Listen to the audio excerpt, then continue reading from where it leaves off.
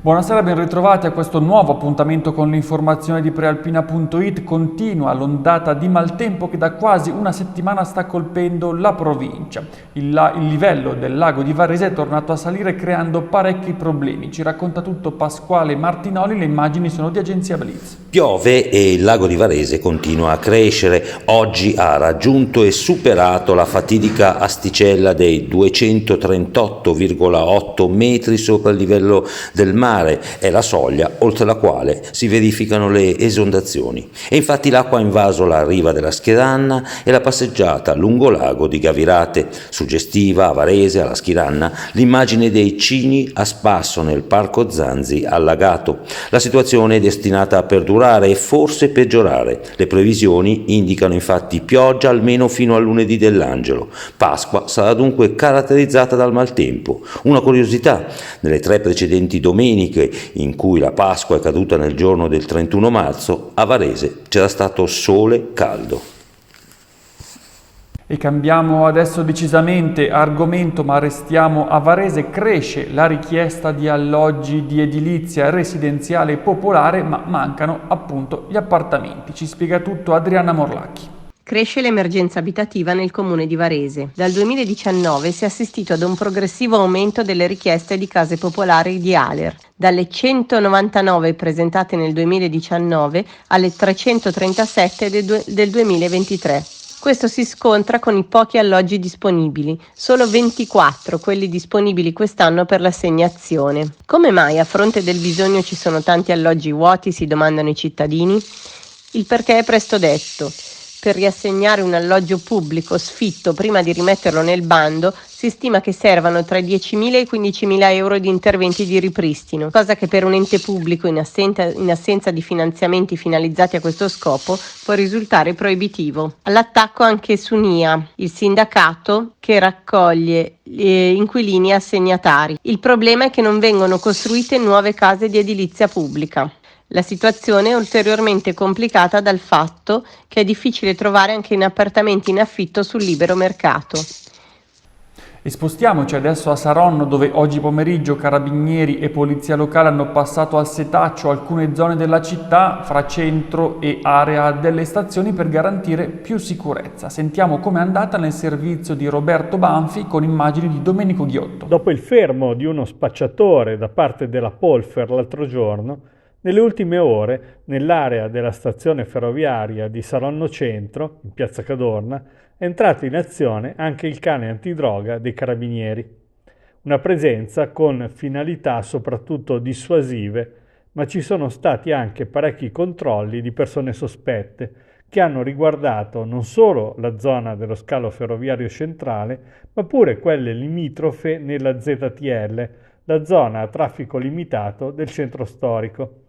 I militari dell'Arma, affiancati anche dalle pattuglie della polizia locale, si sono quindi spostate pure attorno alla stazione ferroviaria di Saronno Sud, dove in passato erano stati segnalati episodi di spaccio di sostanze stupefacenti. L'intervento fa parte delle iniziative che si stanno sviluppando ultimamente in città contro microcriminalità e spaccio. Arona nella top 10 delle città italiane con i maggiori incassi grazie all'autovelox. Sentiamo Maurizio Roberto. Arona quinta e nona a livello nazionale grazie al suo autovelox record. 134 euro di incasso annuo per ognuno dei 13.675 abitanti della città grazie all'autovelox sono i proventi pro capite analizzati nel numero di marzo dalla rivista Quattro Ruote, che pongono Arona al 9° posto nella top 10 dei comuni d'Italia con maggiori proventi in base agli abitanti per autovelox. L'incasso stimato dal noto giornale per il 2022 è di 1.843.000 euro.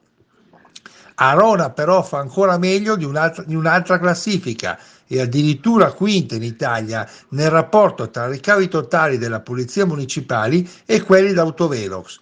Il suo 1.843.000 euro di sanzioni rappresenta ben l'84,24% del totale, che poi comprende anche fiorenti incassi dalle varie ZTL, tanto che la città si può permettere il lusso da anni di avere poi poche sanzioni per divieto di sosta e quasi nessuna per altre infrazioni anche gravi o legate alla movida molesta. Tanti temi sulla prealpina in edicola domani, sentiamo qualche anticipazione da Antonio Triveri.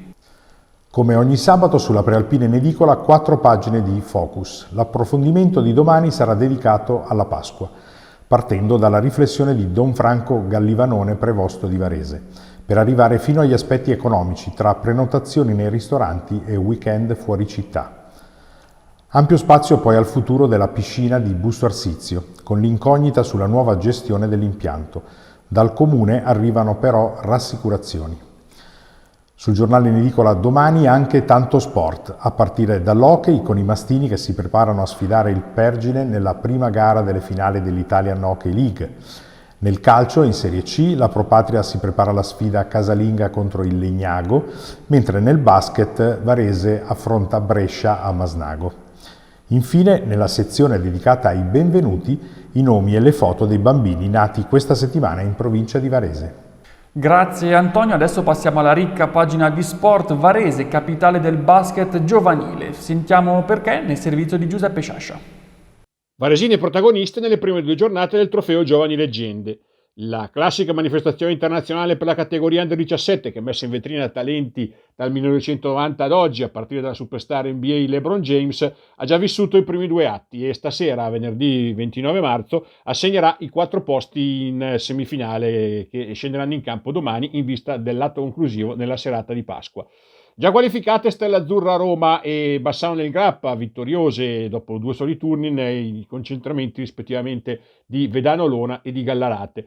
Academy e Roosters sono invece imbattute. La formazione di Andrea Gardini ha vinto entrambe le partite arcisate ed è virtualmente qualificata ancora prima del match di stasera contro Ulm alle 21, mentre i Roosters di Stefano Corengia, anche senza l'azzurrino Bergamin, hanno vinto entrambe le partite in quel di Malnate e si giocheranno il passaggio del turno stasera alle 21 contro l'Olimpia Milano, imbattuta in Regione Lombardia. E adesso l'hockey, cresce l'attesa in vista della partita di domani. I mastini sfideranno il Pergine in gara 1, biglietti già esauriti. Matteo Floccari.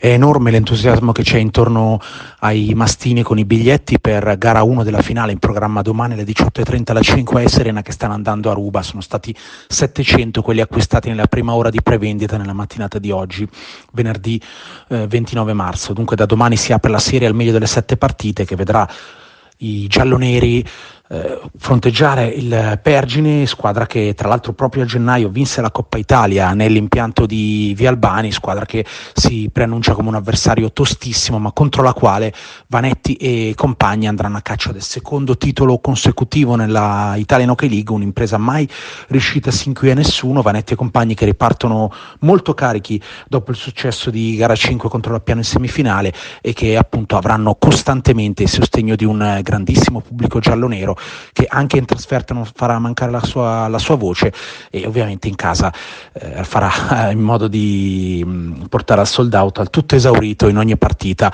una 5S Arena che si preannuncia davvero bollente. E infine il calcio, Serie C, domani alle 18:30 allo Stadio Speroni di Busto Arsizio la Pro Patria ospiterà il Legnago, obiettivo riscattare il brutto stop di Fiorenzuola. Ascoltiamo le parole del tecnico Riccardo Colombo alla vigilia del match. Sicuramente il Legnago è, penso, la sorpresa della stagione, una squadra che non ha ancora perso in questo 2024, una squadra che sta esaltando giocatori che non hanno tante presenze in questa categoria. Merito dell'allenatore sicuramente, merito del lavoro, perché sono una società seria anche loro e quindi meritano comunque questi riconoscimenti. Non è una partita facile, però noi dobbiamo dimostrare di non essere quelli di Fiorenzuola. Dobbiamo entrare in campo con uno spirito diverso, entrare in campo per raggiungere un obiettivo, e quindi le motivazioni saranno a 2000 per noi e non accetterò nessuno standard di comportamento inferiore a quello che abbiamo sempre fatto fino a settimana prima.